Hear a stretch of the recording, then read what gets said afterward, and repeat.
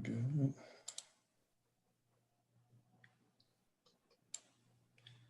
Well, I'll get started as more people continue to filter in. Hello, everyone. My name is Bashan. I am part of the event staff with Politics and Prose. I'd like to welcome you to another PNP Live. Before we get started with today's event, a couple quick items just to go over. The first is, if you have any questions you'd like to ask any of our authors, we would ask for you to place them in the Q&A box, which you can find below on the bottom of the screen. Ideally, you put your questions there, not in the chat section, just to help us facilitate the question and answer period, make sure that we can see your question and hopefully get to it. The other item is that at any time during this event, you'll be able to go to the chat section where you'll find a link which will take you directly to the Politics and Prose website where you can purchase a copy of Facing Georgetown's History. We, of course, highly encourage you to do so, and we would thank you for your patronage, as that helps us to continue to bring you these PNP Live events. Georgetown University's early history is closely tied to that of the Society of Jesus in Maryland, is a microcosm of the history of American slavery, the entrenchment of chattel slavery, and the tobacco economy of the Chesapeake in the 17th and 18th centuries, contradictions of liberty and slavery at the founding of the United States, the rise of the domestic slave trade to the cotton and sugar kingdoms of the Deep South in the 19th century, the political conflict over slavery and its overthrow amid Civil War, and slavery's persistent legacies of racism and inequality. It is also emblematic of the complex entanglement of American higher education and religious institutions with slavery. Important primary sources drawn from the universities and the Maryland Jesuits archives document Georgetown's tangled history with slavery, down to the sizes of shoes distributed to enslaved people in the Jesuit plantations that subsidized the school. The volume also includes scholarship on Jesuit slaveholding in Maryland and at Georgetown, news coverage of the university's relationship with slavery, and reflections from descendants of the people owned and sold by the Maryland Jesuits. These essays, articles, and documents introduce readers to the history of Georgetown's involvement in slavery and recent efforts to confront this troubling past.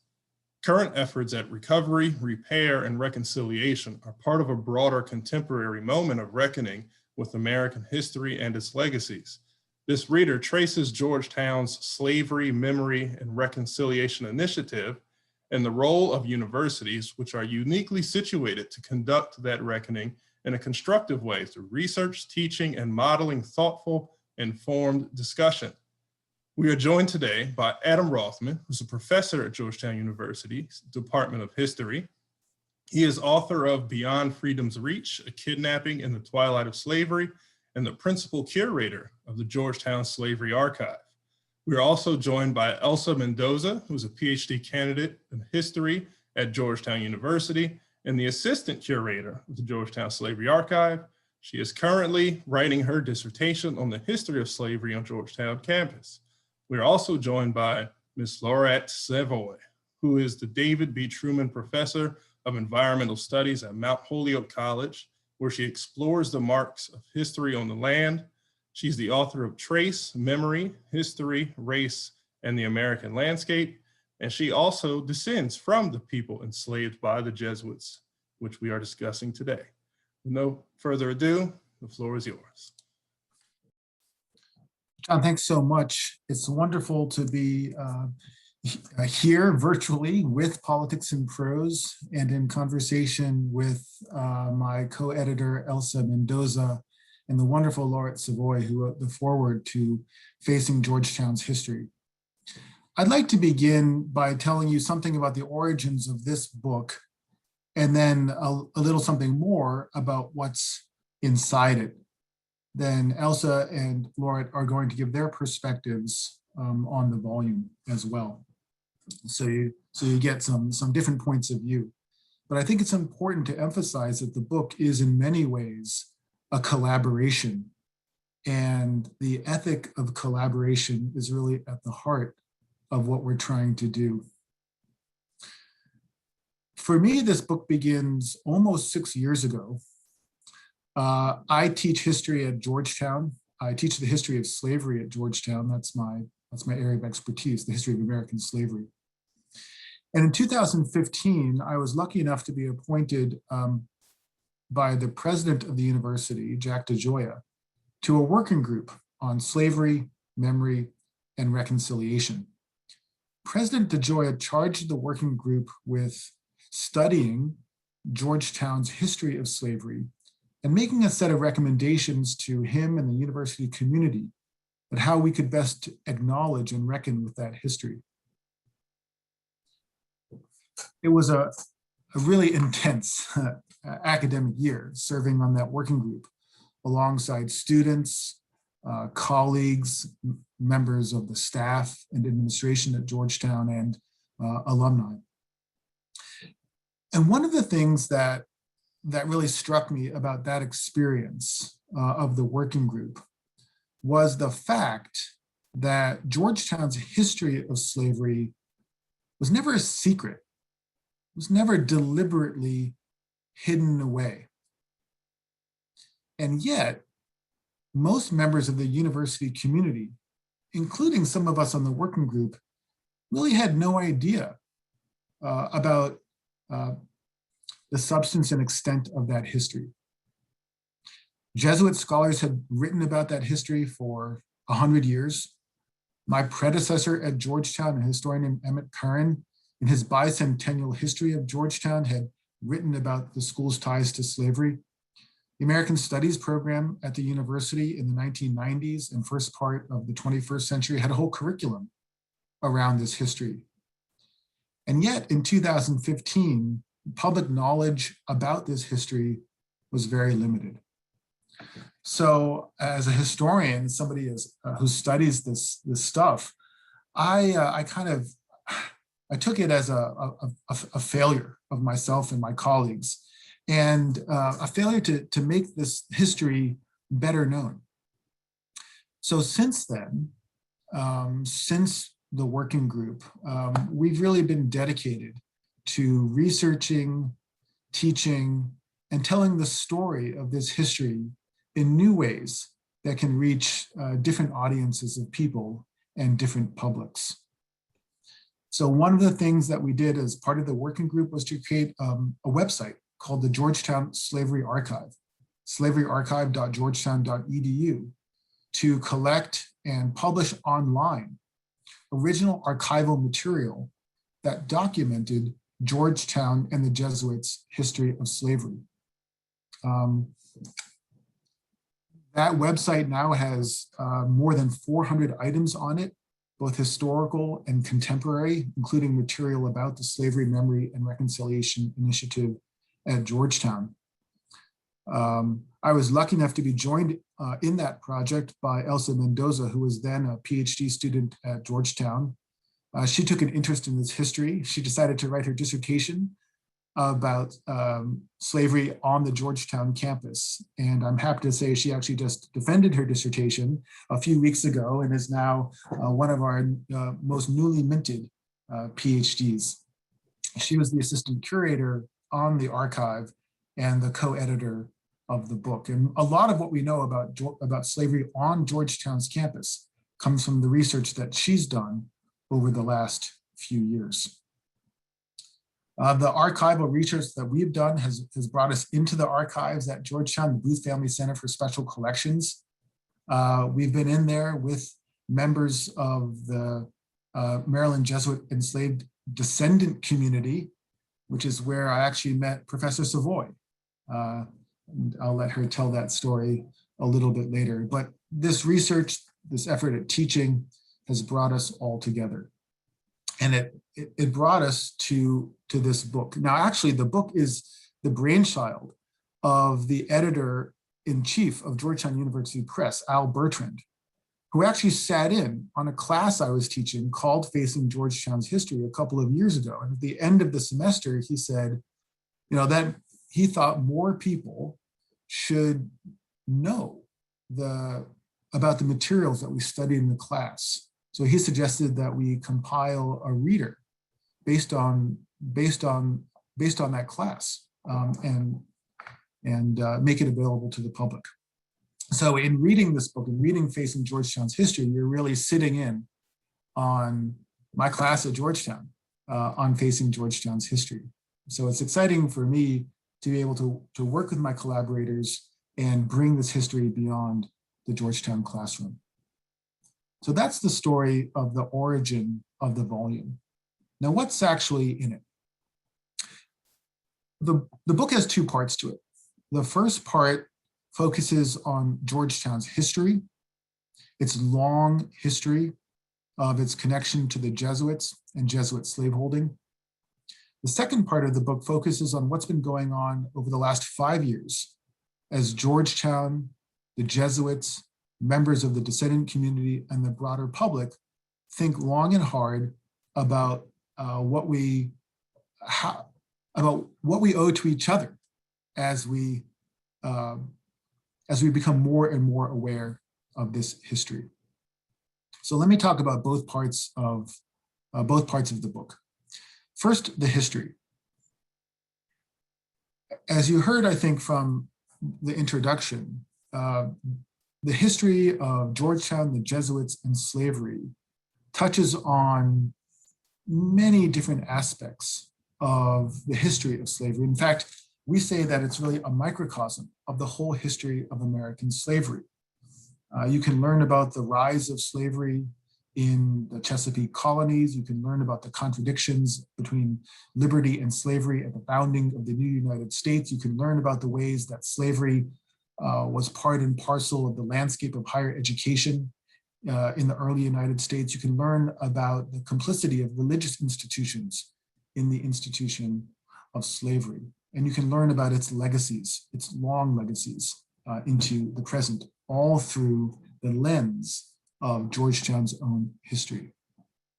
Throughout the book, we collect primary sources, that is to say archival materials, along with essays by other scholars and articles that have been in the news media that document this history and our various people's efforts to grapple with it.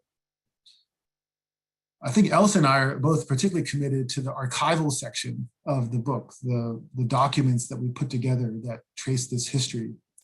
And I want to give you a taste of what that looks like, what that sounds like, how these documents take us deeper into the history. So I'm going to share with you a document that I usually share with my students at the very beginning of the semester to introduce the whole problem of Georgetown's connections to slavery. This is an advertisement that was placed in a newspaper called the National Intelligencer here in Washington in late January of 1814. It's an advertisement for the return of a man who ran away from the college, a man named Isaac, held as a slave by the Jesuits who ran Georgetown. So here's the advertisement. $30 reward. Ran away from Georgetown College on Saturday night, the 29th. A Negro man named Isaac, about 23 years old, quite black complexion, about 5 feet 8 inches high. Had on when he went away a short coat of drab cloth, pantaloons of the same kind. It actually goes on and on to describe his clothing. I'll skip over that. It is probable he may change his clothing. He has learned to read tolerably well, and it is likely he may have procured a written pass. It is supposed that he has gone to Pennsylvania. He was raised at Mrs. Johnson's near Bryantown, Charles County. The above reward will be paid if secured in any jail more than 50 miles from the district, and reasonable expenses paid if brought home, or $20 if a shorter distance, by the subscriber, clerk of Georgetown College, District of Columbia, John McElroy. McElroy was one of the Jesuit priests who ran Georgetown. We learn a lot from that advertisement. It documents the presence of enslaved people on Georgetown's campus.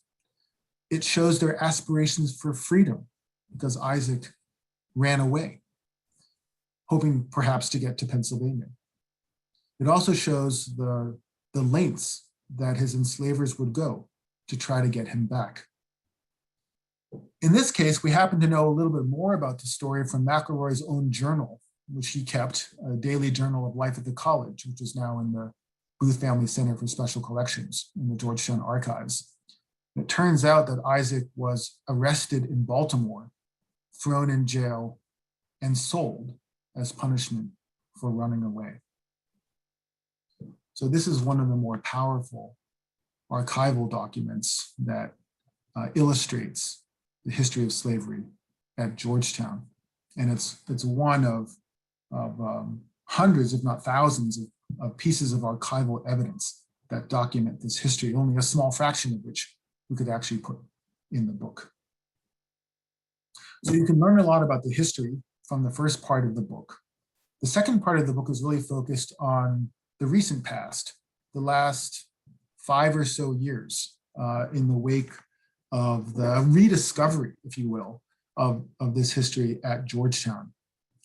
We devote a good portion of the book to the history and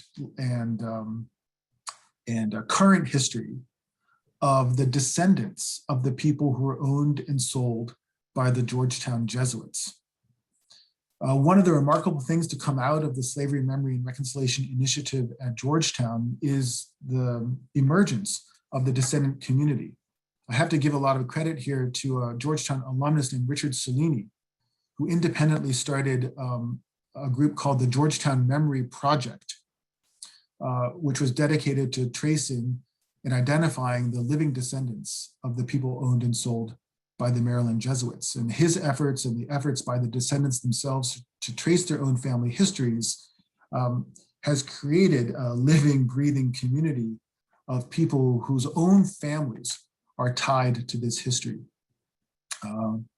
So we include, for instance, a wonderful article by the New York Times journalist Rachel Swarns that documented the work of the Georgetown Memory Project and the emergence of that community to insist upon the integrity of their own history.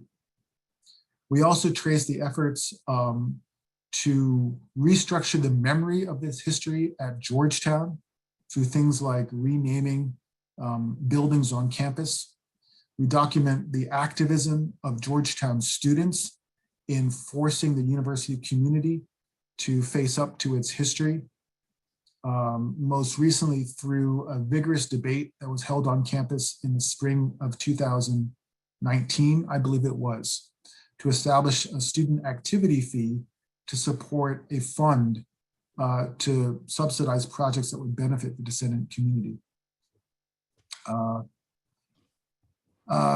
So the second half of the book is about a very urgent question in our politics and society today.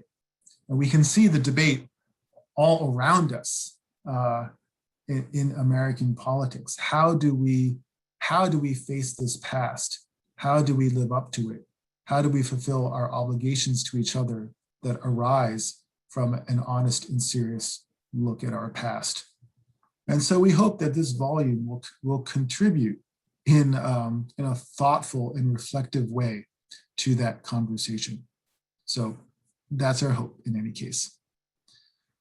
All right, I think I will stop there and pass the baton off to my co-editor, Elsa Mendoza.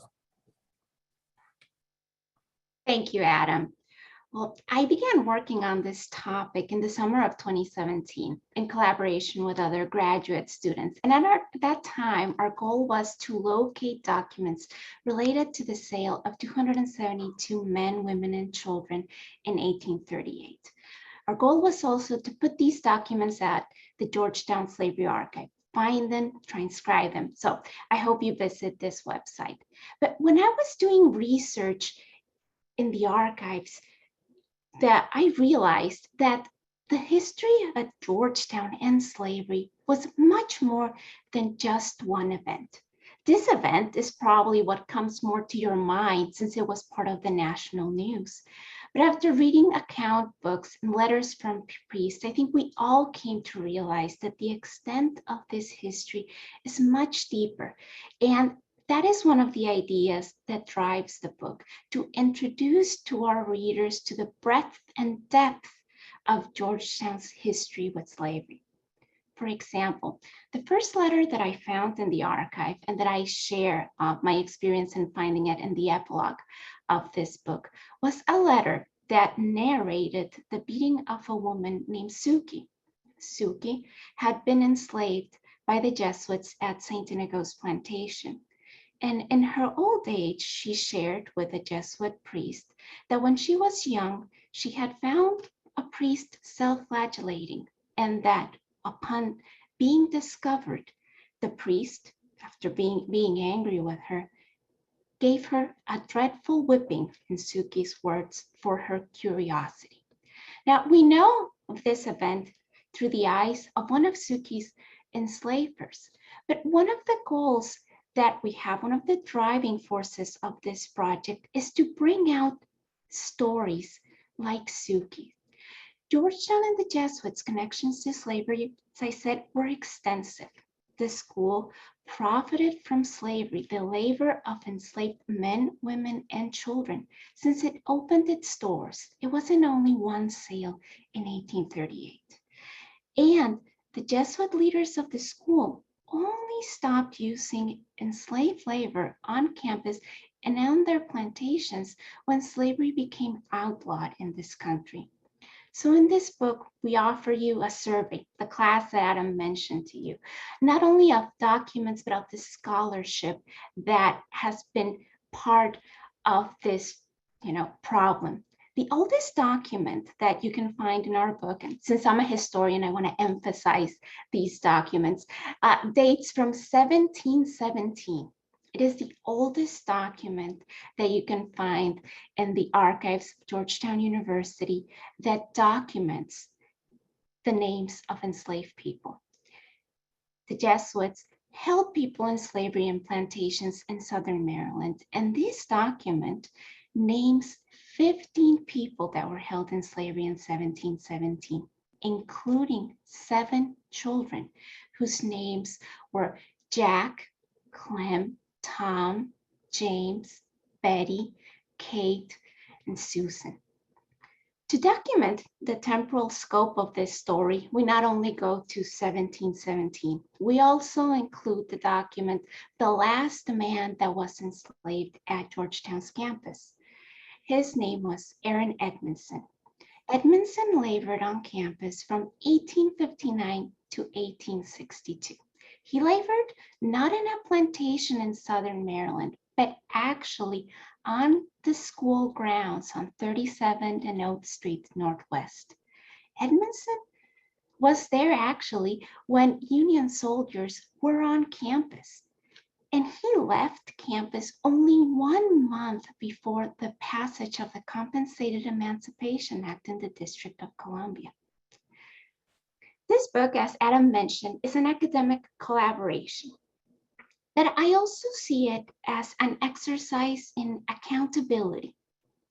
Georgetown's relationship with slavery is deep, just as many universities in the country, and no repair and no reconciliation can exist without an accounting for the past and without recovering the stories of those that were enslaved by the school and its founders. And that is one of our purposes in including all of these documents and the names of many of the people that were enslaved by the Jesuits. Now, if you see our cover, which I believe is truly a beautiful cover, the press, I believe, was able to grasp one of the essences of the book. As you can see, we have the shape of a building, and superimposed over the shape of Healy Hall, which is one of the emblematic buildings of our campus, we have the names of the men, women, and children who were sold by the Jesuits to Louisiana in 1838. Now, the reasons that these names are here is because they are an integral part of Georgetown's history. We cannot understand the development of Georgetown University without bringing out the names of these men, women, and children that have been lying obscured in the archives, I would say, for too long. So this is also an exercise of recovery, and we share with you fragments of the stories of the men, women, and children sold in 1838.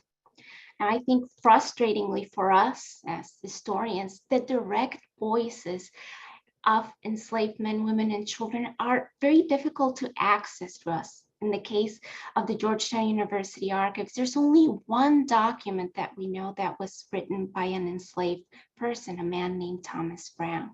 We know nothing directly about the experiences of the men, women, and children who lived in slavery and who were sold by the Jesuits. But through the eyes of the enslavers, we know about tragic details. For example, on the book, we reproduced a letter that was written in 1838 as the sheriff and the priests arrived to take a group of families from Newtown Plantation up to Alexandria so that they traveled to Louisiana. So in this letter, the priest recalls the case of a pregnant woman. This pregnant woman asked in despair upon realizing that she was about to be sold, what had she done to deserve this? She asked, if ever someone should have reason for despair, do I not now have it? She did not know if the birth would come on sea or when she arrived in Louisiana or if it was on the road. So this experience of trauma reveals to us the tragic experiences that are related to the history of our institution, but also the geographical reach. This is a story that encompasses Maryland, Washington, D.C., Louisiana, and even Rome, because the letter that we reproduced that it's on our book, it's actually a letter that was sent to Rome to report what had happened here in the United States. And our book also details some of the, like what we know about the lives of the men, women, and children who were sold in 1838 once they were in Louisiana. There is a letter from 1848 that is in our book that reveals. But in this, geographic scope, the book also emphasizes something that is not usually talked about, which is that Georgetown's campus was also a place of enslavement. Enslaved men, women, and children labored on campus. They built families there. They built a community. They sometimes even died on campus. So in my contribution to this edited collection, I talk about this history. And in particular, I talk about a person whose story I would like to share with you. It was a man named Charles Taylor. Charles Taylor was enslaved at Georgetown's campus since 1836. Thanks to research done by myself and other collaborators of the Georgetown Slavery Archive. We've dug through documents in the university archives, in the Maryland Province archives, and in church archives, the Holy Trinity Church records. We know details about Charles Taylor's life. We know that he married in 1836 a free woman of color named Mary Butler. We know that he had 6 children and that they were baptized in Holy Trinity Church, which was the chapel of Georgetown, where students and priests also took Mass. We know details about the sickness of one of his children. And we also even learned through account records when he died and through church records that he was buried and a holy ground in Holy Root Cemetery, which is now on Wisconsin Avenue, and that for many years this cemetery was in disrepair. So these are the types of details that you will find in our book, because these are also personal stories. Charles Taylor was one of more than 70 people that were enslaved at the school where I studied my doctorate, where Adam teaches, where some of you may be neighbors of the school. And since the map of Georgetown hasn't changed much, I always wondered when I was walking around the old part of campus if he ever passed the same streets as I did, especially P Street, which is still the same street. And I wondered this because our landscape is also a place that is marked by enslavement, especially in old places like we find here in Washington, D.C. That is also an idea that we bring out in this book, that this history is part of our landscape. We know that enslaved laborers were part of the building crews at some of Georgetown's oldest buildings. You can find the documents related to this in the Georgetown Slavery Archive. We even know that underneath Georgetown's Science Building, there is a burial ground because there was an active burial ground on campus for many years, and that at least 66 enslaved people are buried underneath that building. But besides being a history of a school, of an institution, this book is also a family history, and this is something that should be emphasized, a history that's full of trauma and suffering, and that it should be known in this day and age. It is my sincere hope that when you read our book, you reflect on the stories that we share and on their continuing impact, not only in our present, but in our future. In the case of Georgetown, especially when it comes to repair and reconciliation, I believe that this book is only a first step, that there is still much to be done and many more stories that are waiting to be uncovered in the archives. And with that, I will now pass it to Laurette, who curiously enough, as Adam mentioned, they met in Georgetown's archives as they were both researching the history that you see in our book. Thank you, Elsa, and thank you, Adam. I'm truly grateful to you both for inviting me to write the foreword to Facing Georgetown's History and for inviting me to join you today. I also extend my thanks to Politics in Prose and to Bashan for welcoming and guiding us this evening. As noted before, the origin and early decades of the university, or Georgetown College, as it was at that time, the origin and early decades are a microcosm of the whole history of American slavery. The entanglement of Georgetown with slavery and with race making was never accidental or temporary. It was deliberate, invested, and committed. As Elsa and Adam make clear, this applies to other institutions too, to the academy as it existed from before the American Revolution to the Civil War. Facing Georgetown's history is an essential step in reconciling this past with the present and the future, yet also reconciling the past in this present. The book offers elemental respect and accountability, as Elsa noted, in truth-telling. It acknowledges those so long silenced, including the 272 women, children, and men sold to Louisiana in 1838, but not only them, as well as the many hundreds, if not more, who toiled from the 17th century to the Civil War in Maryland and on the campus. The book makes a major contribution to public dialogue on the legacy of slavery today and what it means for our future. Now, one reason why I was invited concerns my writing, which considers key questions. One of them is this: how have the still unfolding history of this nation and ideas of race marked the land as well as its people? And then following on that question is this one: what is my relationship with this history, told and untold, on this land? And this is a question that I hope all people ask of themselves.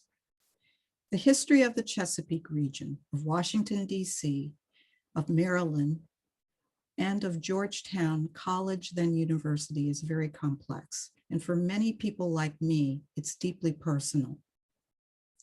This history marked my father's family since early in the colonial era.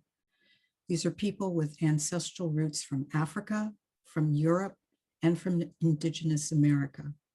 And these forebears were tied to the colonial projects that became Virginia and Maryland, tied to nascent ideas and laws that both defined race and fed racism, and tied to the economies built on commodifying both the land and those forced to labor on it.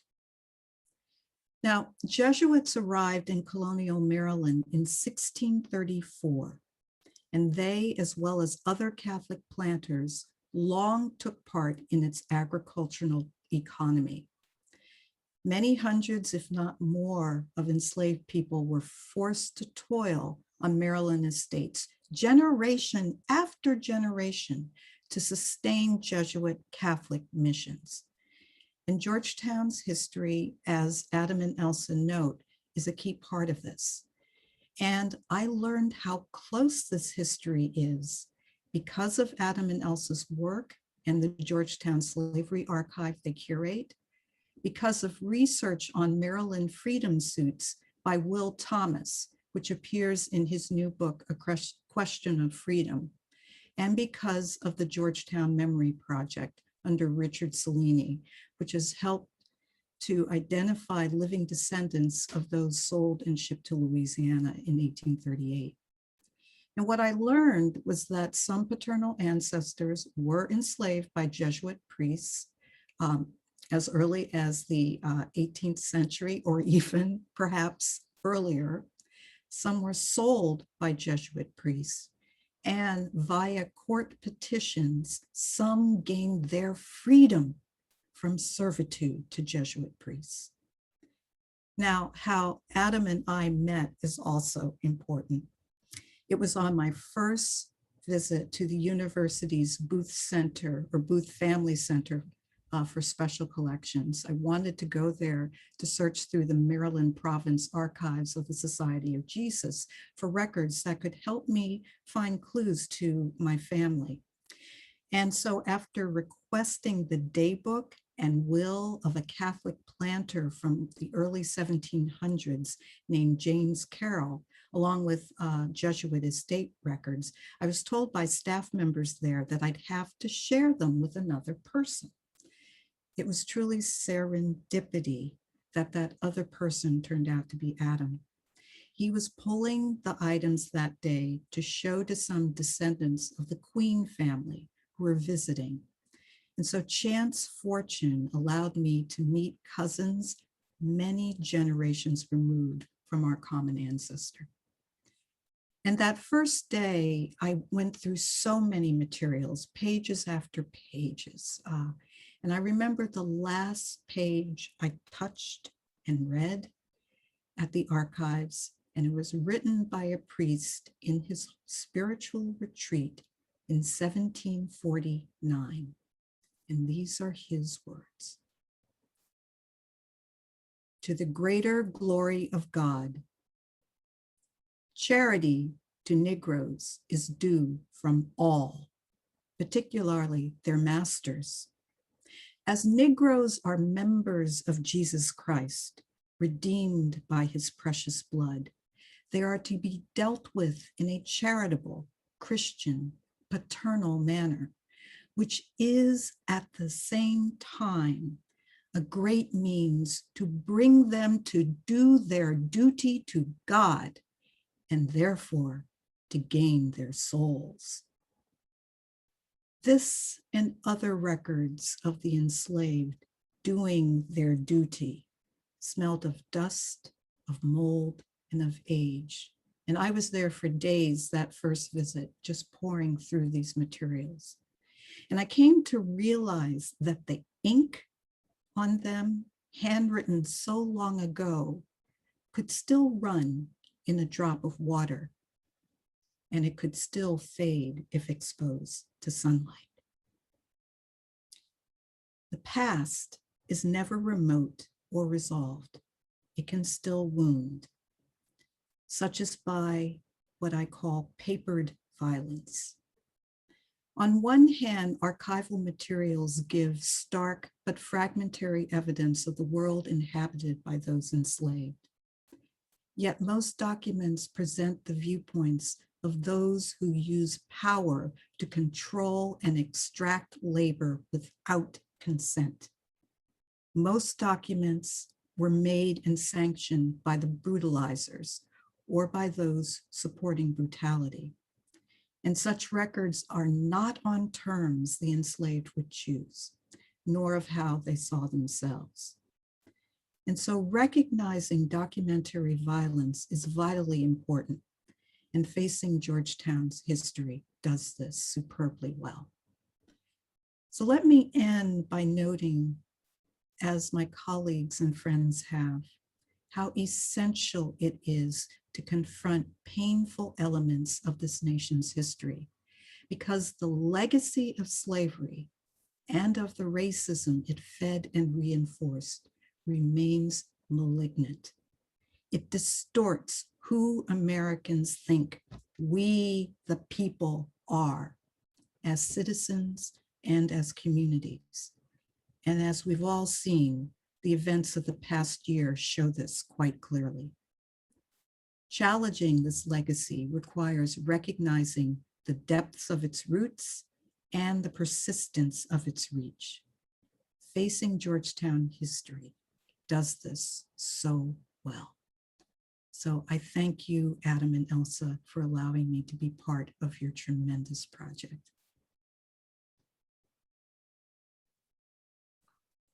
All right, thank you so much for your words and your contribution to the volume. It really just enriches, it really enriches everything we're trying to do. I think, the audience has now heard our perspectives, and I see that there are a number of questions in the Q&A. So I think Bashana is going to come back on and throw a few of those at us. Absolutely. Thank you, Adam. And as you all just heard, anyone, if you'd like to get your questions asked, ideally, would be the time to put them in now if you haven't already. Let's start here with one from Lane. And the question Lane has is, if anyone knows, what role, if any, did John Carroll have in the institution of slavery at Georgetown? Sure.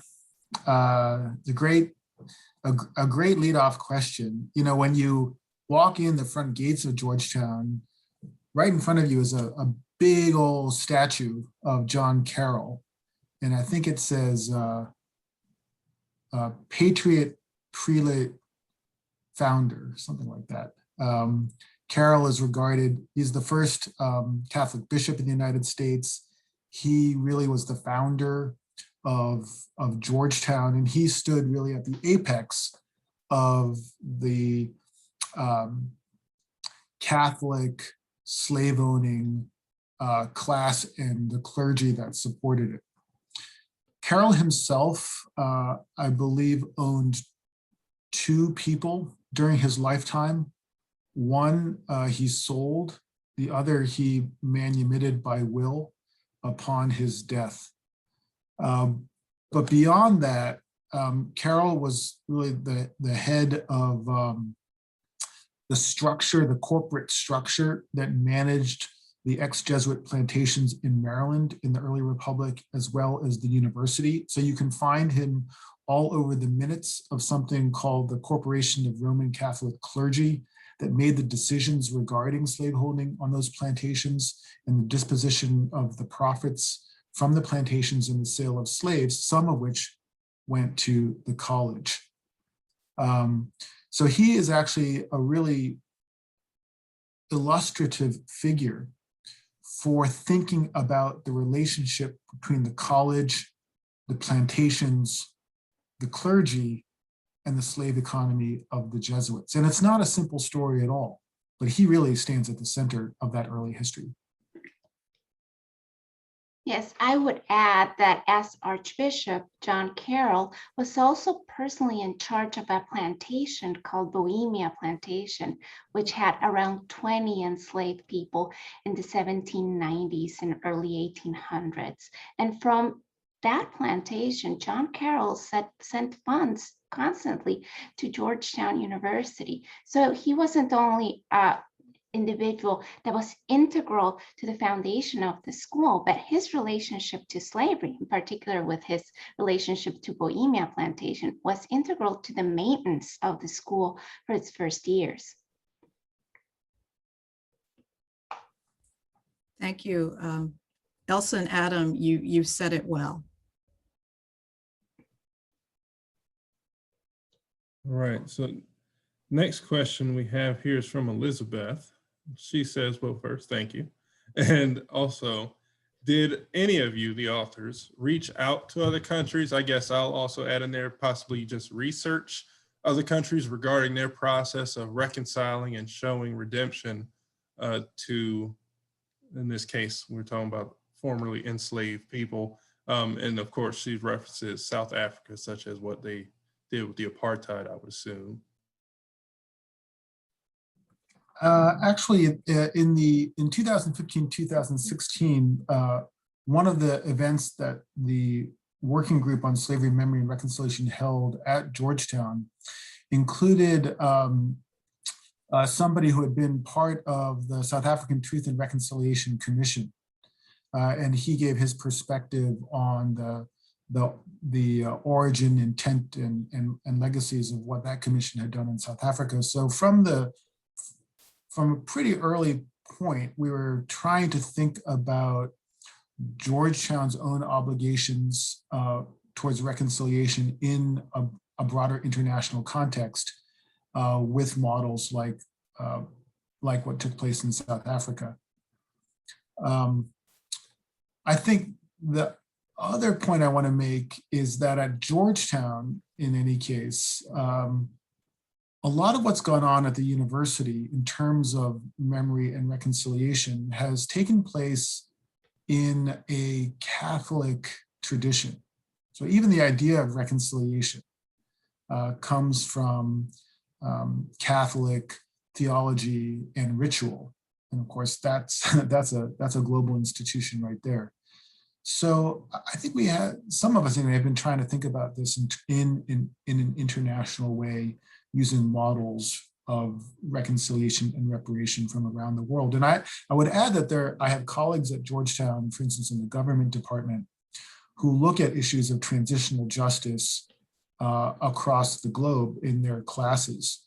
So, which is an example of how faculty in a lot of different disciplines at the university is taking this history and incorporating it into the way they teach whatever it is that they do teach.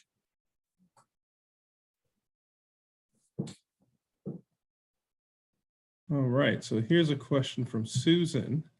Susan asks, do you have any advice on how a very old church in Georgetown, and she puts not on campus, could interrogate a possible past relationship to slavery? Well, archival research is essential, and we can talk more about this because I'm fascinated by the whole that not on campus. I believe that it is essential for religious institutions to begin interrogating their relationship to slavery, not only by doing archival research, but by trying to identify descendants, if there are any. I think that those are integral steps in accountability and reconciliation.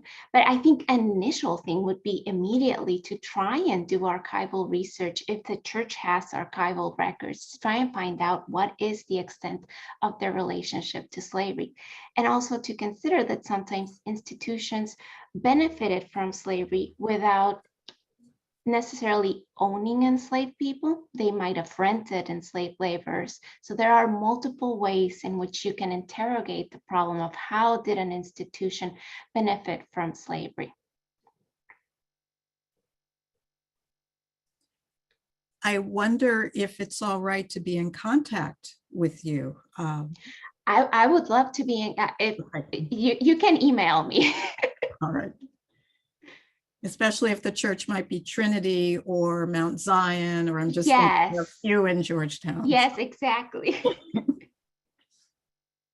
I would add to that archival research about the church's own history is really important and could be extremely valuable for people who are trying to trace their family histories and might find ancestors in baptismal or marriage records. We include a baptismal record in the volume, the baptism of a boy named Sylvester Greenleaf, who was baptized by the Jesuits in 1819 and then sold by them about a decade, I guess 2 decades later. And I always say that if you can understand how the Jesuits could baptize the people they owned one day and sell them the next, then you have a pretty good understanding of the dynamics of American slavery. And I think that the sermon that Professor Savoy read also helps us understand the mindset of Jesuit, Catholic, and Christian leaders who are trying to reconcile slavery and their faith. So I think beyond the archival research, I think it is important for everybody to understand the histories of their particular denominations and faith traditions, and think about the ways that material interests have in the past sometimes shaped, or you might even say deformed, people's morality. I think that's what we see in this history.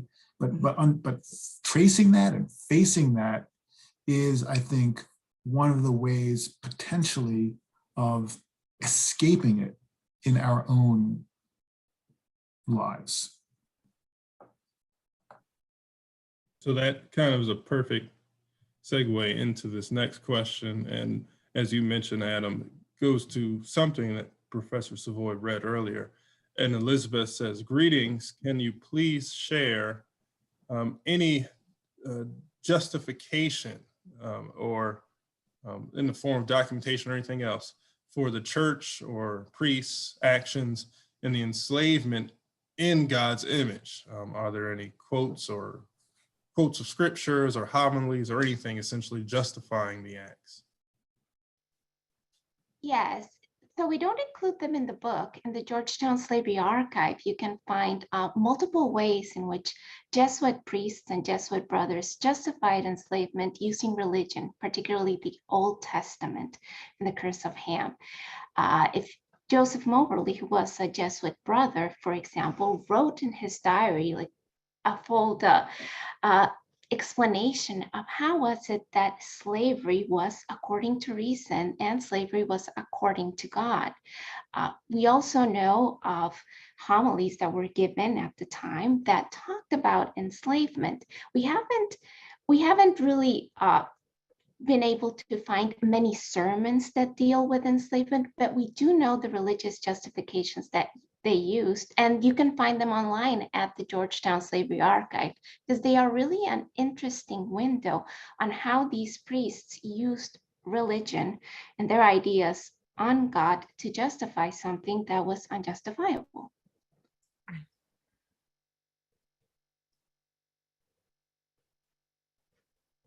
I would say that the religious justifications for slavery go back a very long way. And the ancient justifications for slavery are reinvented and elaborated in the early modern period as Europeans spread across the world. And the Jesuits are, in fact, a terrific example and illustration of that. But the fundamental argument was always that slavery itself was a Christianizing institution, right, that had brought non-Christians into Christianity and therefore saved their souls, gave them that kind of spiritual benefit, whatever it did to their bodies. And the Jesuits articulated this over and over again. One of the consequences of that was that some religious slave owners that imposed certain obligations on slave owners who considered themselves religious and Christian, to baptize their slaves, to treat their slaves in a certain way, to allow them access to the sacraments and things like that, which is why you see enslaved people being included in Holy Trinity, in the congregation at Holy Trinity Church, in the baptismal records and marriage records. So a very complicated relationship develops because of that ethic. And the ultimate irony is that the people owned and sold by the Jesuits, some of them become some of the most devout Catholics in America, in the world. And some of their descendants to this very day are incredibly devout Catholics. So that, and I would add that their Catholic faith, or Christian faith more generally, has helped them survive, and in some cases thrive over generations. Now, there is a power in that history that is kind of awesome to behold. It's something I've learned about myself over the last 5 years, and it's a remarkable story. All right, and I think we have time for one last question here, and this one is from Terry. Terry says, since Maryland was founded on the principle of religious freedom, and according to our Constitution, freedom for all, how do the Jesuits reconcile their actions today? And then he adds, as a Catholic who looked up to the Jesuits, I am devastated and disturbed at how long these Jesuits treated these slaves. Well, another ongoing story. Over the last 5 years, I think the American Jesuits have been also wrestling with this history. They have been in different kinds of conversations with some people in the descendant community. The head of the North American Jesuits, Father Tim Kosicki, in a ceremony at Georgetown in 2017, issued a public apology for the society's participation in slavery and enslavement. Recently, the Jesuits announced their support for an organization called the Descendants. I'm going to get the title, the name of it wrong, but the Descendants Truth and Reconciliation Foundation. And so they have pledged to support a foundation that will advance the idea of racial reconciliation and also provide scholarships for, I believe, members of the descendant community. Those are some of the things the Jesuits have been doing recently to try to confront this history and atone for it. It's up to readers of the volume will get a sense of the process that has been going on and can make up their own minds about whether or not you think what the Jesuits have done is sincere and authentic and sufficient. Yes, I would also add that it's an ongoing process. And in the case of the Jesuits of the central and southern province of the United States, they also finance genealogical research, trying to find the people that were enslaved by the Jesuits in the area of Missouri, in Louisiana, in Kentucky. And they've also trying to find what are their links to other Jesuits from France that also enslaved people. So this is an ongoing process in which the Jesuits not have only helped start this foundation, but have also aided in the research. And another way, and I think that the process of reconciliation is ongoing, is that they're actually giving us access to these documents, because that is also an issue. You can now find these documents at the Georgetown Slavery Archive. We have reproduced documents from the Jesuit Roman archives in our book. And there's also genealogical research on their website that they make readily available online. But it's, I think, an ongoing process that I don't know how long it will take, but I think that this issue is going to be part of the Jesuits' future for a long time. And if I could add to what Adam and especially what Elsa just said, you could think about the Jesuit response, or the response of the Society of Jesus to the current legacy of slavery, the issues of racism today. And they have words to say about that too. So it's not just confronting or dealing with the past in the present, but what is now being generated in the present as well. And so it's an ongoing history that is alive with us right now.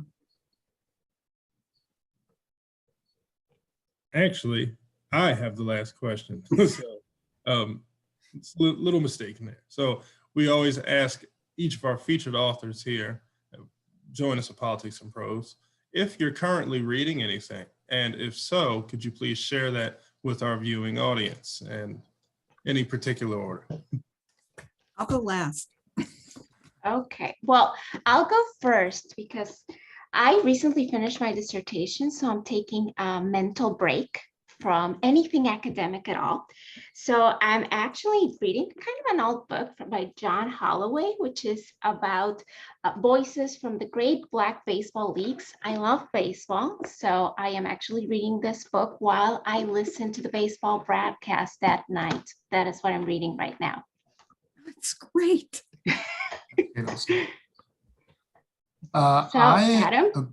I'm reading On Juneteenth by Annette Gordon-Reed, a timely and wonderful book, a mix of history and memoir about Annette Gordon-Reed is professor of law at Harvard, a historian who's written quite a bit about Thomas Jefferson and the Hemings family of Monticello. She recently came out with this book On Juneteenth about growing up as a Texan and the origins of Juneteenth, which commemorates the arrival of the news of emancipation in Galveston, Texas in 1865. It's a wonderful book. Great. That's next on my list. I'm going back and forth between two books right now, going back to a book by Eddie Glaude called Begin Again, James Baldwin's America and its Urgent Lessons for Our Own. But I just got the copy of Clint Smith's new book, How the Word is Passed, A Reckoning with the History of Slavery Across America. And so I'm doing both at the same time. Good choices all. And Adam, we just had Professor Reed here not too long ago, maybe a few days. So you can check out her interview on our YouTube channel. I will do that. Yeah. I'd like to thank all of you for joining us. And of course, I'd like to thank our wonderful guests here for this nice discussion.